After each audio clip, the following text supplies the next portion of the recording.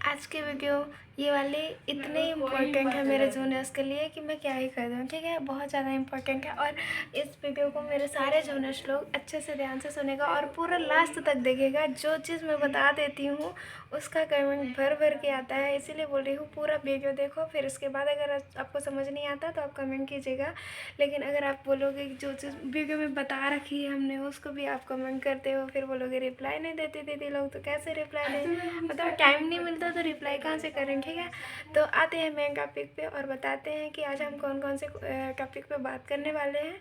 तो मेरा एक क्वेश्चन है, मैं इंट्रो पहले बता चुका आपको। ठीक है, तो मुझे यहाँ कैसा लग रहा था कैसे लग रहा है वो भी बताएंगे आपको, और फीस बताएंगे हमारी कितनी लगी थी कॉलेज में, एंड हॉस्टल की फ़ीस बताएंगे और मेस की फ़ीस बताएंगे, खाना कैसा बन रहा है वो बताएंगे, एंड 4 साल ट्रेनिंग के बाद जो बहुत ज़्यादा इम्पोर्टेंट बात है तो वो आपको बताएंगे कि 4 साल ट्रेनिंग के बाद गवर्नमेंट जॉब मिलती है कि नहीं। क्योंकि सब लोग को तो यही लगता है ना कि ट्रेनिंग हो जाएगी तो गवर्नमेंट की जॉब मिल जाएगी, क्योंकि ओबियसली यार मतलब एक तैयारी करने के बाद और सबको यही लगता है ना। और सबसे बड़ी खुशी की बात यही होती है ना कि यार मतलब 4 साल चलने के बाद चलो गवर्नमेंट जॉब आपको मिल जाएगी। लेकिन और बताएंगे आपको पढ़ना कितना होगा वो भी बताएंगे, एक यहाँ से मीडियम बताएंगे कि कौन से मीडियम से पढ़ाई करना होता है। मीडियम जैसे आप लोग हिंदी मीडियम के हैं और बहुत सारे बच्चे हिंदी मीडियम के आते हैं, फिर इसके बाद वहाँ पूरा मतलब इंग्लिश से पढ़ाया जाता है। ठीक है, और आपको बताएंगे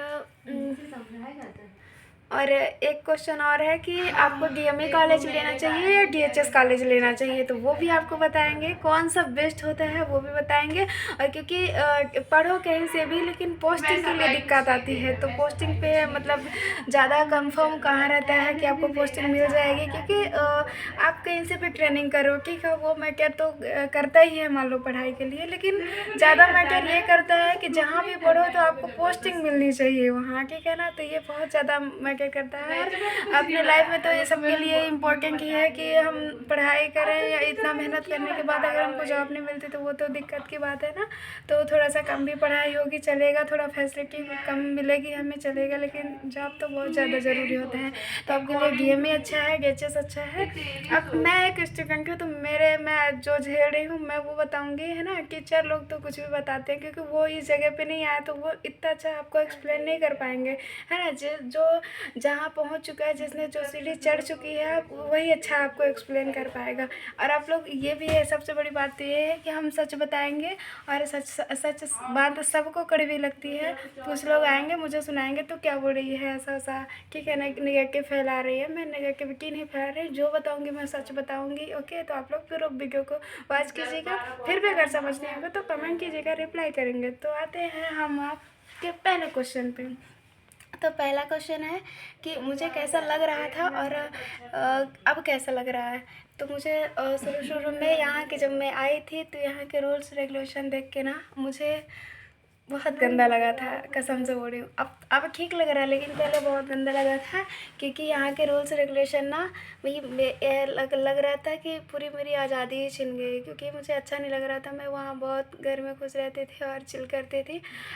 यहाँ के रूल्स रेगुलेशन मेडिकल फील्ड में, चाहे एमबीबीएस में चले जाओ, चाहे नर्सिंग में चले जाओ, यहाँ के रूल्स रेगुलेशन को फॉलो करना पड़ता है। और आपको जो भी सीनियर मैम लोग, आपके सुपर सीनियर दीदी लोग हैं, उनकी बात माननी पड़ती है ना। जैसे जो भी रूल्स रेगुलेशन है सबको मानना पड़ता है। तो वही रूल्स रेगुलेशन क्या क्या हैं, तो आप लोग यहाँ जैसे प्रॉपर सीनियर मैम दीदी कुछ भी दिखे उनको, तो जो भी टाइम हो तो उनको प्रॉपर विश करना पड़ता था। जैसे गुड मॉर्निंग, गुड इवनिंग, जब भी मिले गुड नाइट, तो उनको ये विश करना पड़ता था। और नज़रें मतलब नज़रें नीचे झुका के आई कांटेक्ट नहीं करना था उनसे, ऐसे बात करना। अगर कुछ भी पूछना हो तो नज़रें नीचे झुका के थोड़ी सी बात करना है।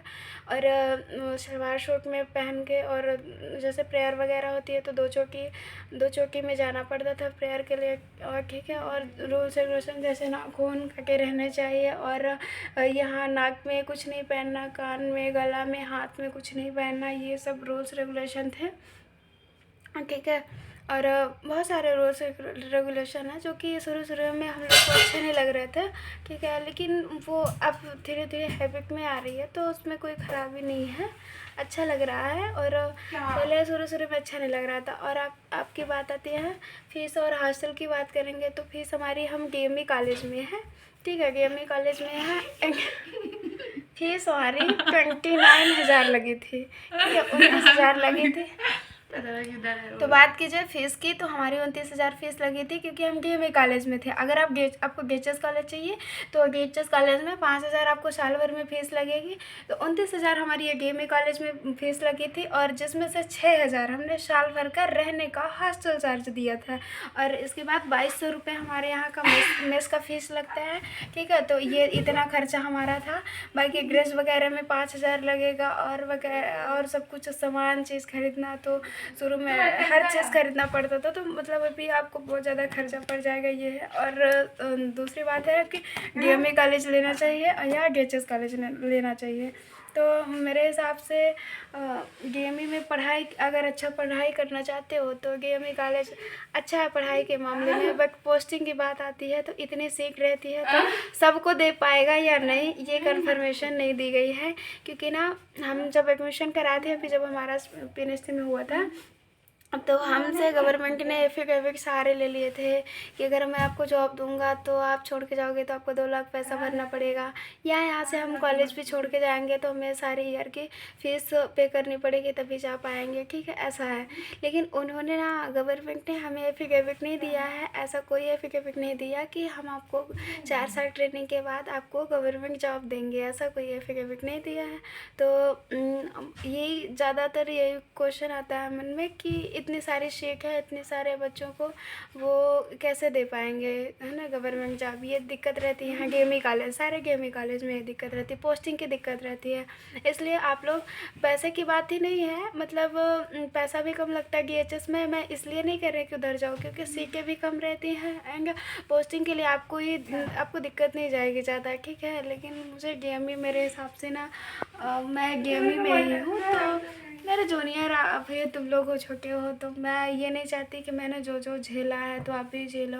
वीडियो लंबी हो रही है तो क्षमा चाहती हूँ, पर मैं बहुत ज़्यादा एक्सप्लेन करना चाहती हूँ, बहुत ज़्यादा अपने मन की बातें बोलना चाहती हूँ, क्योंकि ना मैं बहुत दिन से सोच ही रही थी कि मैं वीडियो बनाऊँगी, इसलिए, ठीक है। तो फीस बता दिया, हॉस्टल बता दिया, क्या कैसे यहाँ, ठीक है। पहले थोड़ा सा 1-2 महीने, 2-3 महीने सर अगर रह लिए ना, तो फिर तुम हॉस्टल में सर्वाइव कर पाओगे, अगर 1-2 महीने का शुरू का झेल पाए तो, है ना। बहुत से अच्छा नहीं, अच्छा लगता सबको हॉस्टल, क्योंकि ऐसा सुनने में आता है कि सीनियर रैगिंग करते हैं, जबकि रैगिंग पे नहीं करते हैं, रूल्स रेगुलेशन सिखाते हैं, वही समझाते हैं, ऐसा कुछ भी नहीं है, ठीक है। और पढ़ना कितना होगा, मीडियम कौन सा, किस मीडियम से पढ़ाया जाता है, तो हम हिंदी मीडियम के हैं, और यहाँ पूरा इंग्लिश मीडियम से पढ़ाया जाता है। थोड़ा बहुत हिंदी में समझाया जाता है, लेकिन अपने को पूरा इंग्लिश मीडियम से पढ़ना पड़ता है, ठीक है। ऐसा नहीं, लिख सकते हैं, बोला जाता है, लेकिन ज़्यादातर इंग्लिश का यूज़ किया जाता है, और आपको वही सब कुछ पढ़ना है। तो आप लोग पहले से ही कोशिश कीजिएगा कि इंग्लिश से ही आप तैयारी कीजिएगा अगर करना चाहते हैं तो, ठीक है। और इससे पहले हमारे जो सीनियर लोग थे ना, तो उनको तो एकदम से बोला गया कि आपको गवर्नमेंट जॉब दी जाएगी, पर हम लोग के नहीं, ऐसे नियम ही हट गए। 1 साल का बॉन्ड किया गया है, उनके पहले था 4-4 साल, 5-5 साल का बॉन्ड रहता था कि 4 साल ट्रेनिंग करो, 4-5 साल, फिर उसके बाद सेवा दो। लेकिन हमारे में तो ऐसा नहीं है, इसीलिए हमारी ट्रेनिंग कंप्लीट होगी, और फिर ट्रेनिंग कंप्लीट होने के बाद जाओ अपने रूम में, अपने घर में जाओ, ऐसा है। तो कोई कन्फर्म मत मानो कि हमारी जॉब लगेगी ही, है ना। लेकिन आ गया इस फील्ड में तो मेहनत करेंगे ही हम। आपको और एक सबसे बड़ी बात बताना चाहते हैं, जो कि अगर आप यहाँ तक अगर देख लिए हो तो लास्ट तक भी आप ये वीडियो देखेंगे। मैं ये बात बताने वाली थी कि ये बताओ, जिनके ज़्यादा एज है, तो मैं उनको एडवाइस देना चाहती हूँ कि आप प्लीज़ पीएनएचडी में ना आए, पीएनएचडी ना हमको। मैं ये बात मानती हूँ कि जब ज़्यादा एज हो जाती है ना तो लगता है कि कहीं ना कहीं कोई कुछ ना कुछ मिल जाए हमको, ऐसा लगा करता है। लेकिन 4 साल आप बताओ गवर्नमेंट जॉब का कंफर्म नहीं है, 4 साल यहाँ बहुत मेहनत करनी पड़ती है, पैसे लगते हैं इतना। ठीक है, 4 साल बर्बाद करने से अच्छा किसी और फील्ड की तैयारी कर लो, कहीं और चले जाओ। लेकिन यहाँ जॉब का कंफर्म नहीं है, यहाँ भी आओगे 4 साल बर्बाद करोगे तो दुख लगता है यार। शुरू शुरू में हम बहुत रोए थे, इतना पैसा लगाएंगे छोड़ के जाएंगे तो छोड़ भी नहीं सकते। और शुरू शुरू में मुझे बहुत दुख लग रहा था। इसलिए जिनकी कम एज है तो वो भी, अगर ज़्यादातर मुझे ऐसा लगता है कि नर्सिंग तो सबसे बेकार कोर्स है अब, ऐसा लगता है क्योंकि जॉब का कंफर्म नहीं है ना, इसलिए ऐसा लगता है। अभी जॉब मिलती ना तो कोई दिक्कत नहीं होती, अब जॉब का कंफर्म नहीं है। गवर्नमेंट ने कोई एफिडेविट नहीं दिया कि हम आपको जॉब देंगे ही, है ना। 4 साल ट्रेनिंग के बाद आपको गवर्नमेंट जॉब देंगे, कोई एफिडेविट नहीं दिया ना। पहले तो था कि ट्रेनिंग के बाद रख लेते थे, लेकिन अब ऐसा नियम नहीं है ना। इसलिए जितना हो सके तो आप कोई और तैयारी करो, कर सको तो कुछ और कर लो, नर्सिंग के पीछे मत भागो। मेरा सपना था, मैं नेगेटिविटी नहीं फैला रही क्योंकि ना जहाँ मैं हूँ, जिस जगह पे हूँ, वहाँ तक आना भी किसी का सपना होता तो मैं किसी का दिल नहीं दुखाना चाहती। लेकिन सच्चाई से रूबरू करा रही हूँ क्योंकि कोई नहीं बताता, ये हमें भी कोई नहीं बताया था। जहाँ मैं आने के बाद में पछता रही थी, ठीक है, लेकिन कर ही क्या सकते थे यार, सब कुछ करा लिया, फिर उसके बाद अब क्या कर सकते थे। अब झेल रहे हैं, अब कर रहे हैं इसी को। लेकिन मेरे को बहुत बुरा लग रहा था कि मुझे कोई बताने वाला नहीं है। मैं सच्चाई बता रही हूँ, हो सकता है किसी को बुरा भी लगे कि नेगेटिविटी फैला रही है, लेकिन मैं सच बता रही हूँ कि आप 4 साल बर्बाद करोगे, इसके बाद गवर्नमेंट प्राइवेट के लिए 10,000 के लिए भागोगे। इससे अच्छा तुम मत करो, कुछ और कर लो ना। अभी बहुत सारे ऑप्शन होते हैं ज़िंदगी में। जो नर्सिंग में इतना मतलब कोई इज्जत भी नहीं रहती, कसम से बोलूँ तो, है ना। ये चिल्लाते रहेंगे, वो चिल्लाते रहेंगे, ये करो वो करो, डॉक्टर भी कोई इज्जत नहीं मिलेगी। और फिर सैलरी भी ज़्यादा नहीं है, गवर्नमेंट का भी कुछ कंफर्म नहीं है, मेहनत बहुत ज़्यादा है, डॉक्टरों से भी ज़्यादा आपको मेहनत करनी पड़ेगी। फिर भी अब एक तो सबसे बड़ी बात ये कि जॉब का कंफर्म नहीं है, इसलिए बोल रही हूँ कि जितना हो सके तो कुछ और कर लो। जिनकी उम्र ज़्यादा है तो ये उनको तो मानती हूँ कि लगता होगा कि कुछ भी मिल जाए, ठीक है। लेकिन जिनकी अगर पढ़ने की एज है तो वो अभी कुछ और तैयारी कर लो। अगर आपका सपना ही है तो आप डॉक्टर की फील्ड में जाओ अगर जाना है तो। लेकिन नर्स के लिए इतना जल्दी नहीं आ जाना। अटेम्प्ट लग रहे हैं तो लगने देना, डॉक्टर ही बनना तो अच्छा है।